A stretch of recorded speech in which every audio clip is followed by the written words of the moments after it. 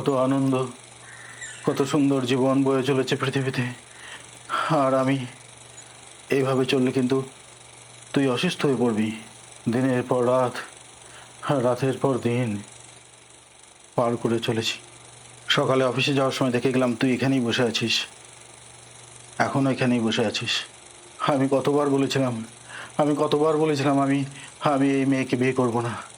তোরা তোরা কিছুতেই বাবাকে, জ্যাঠামশাইকে কনভিন্স করতে পারলি না। মানছি তোর সঙ্গে একটা অন্যায় ঘটে গেছে, কিন্তু কিন্তু তোর সঙ্গে যদি এরকম একটা ঘটনা ঘটতো, আমার বাবা মা আমার বাবা মা সাত করে নাম রেখেছিল অমিয়, অমিয় চন্দ্র। আর সব মিষ্টতা হারিয়ে গেছে রে বরুণ। আমার জীবন বিষাক্ত বিষময় হয়ে গেছে।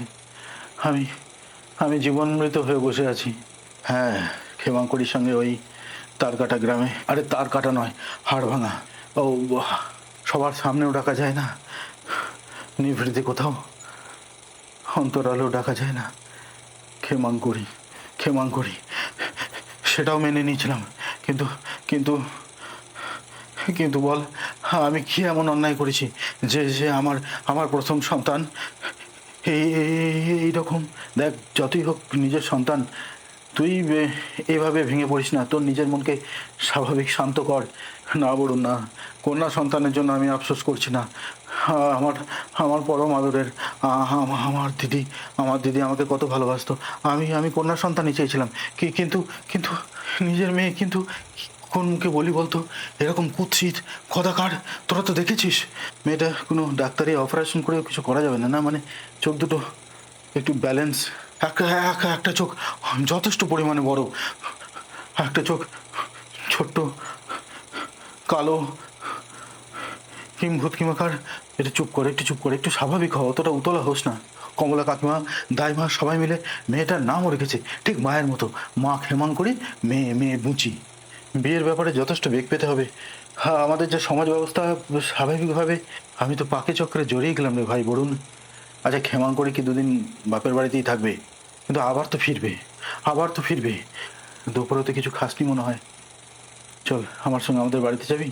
হ্যাঁ, ও, যেটার জন্য আসা, আমি যখন আসছিলাম, আসার সময় পিয়নের সঙ্গে দেখা, আমার হাতে এই চিঠিটা ধরিয়ে দিল, বলো আমিও তোর নাম করে, বলো আমিও দাদাবাবু চিঠি আমাকে দিয়ে দিতে বললো। আমি নিয়ে নিয়েছি, ধর। আমার পড়ার কোনো আগ্রহ নেই, তুই যা পারিস কর। ও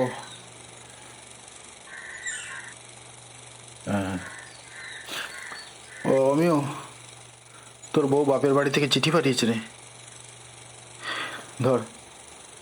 আচ্ছা আচ্ছা, না, ও আমিও, আমিও, না,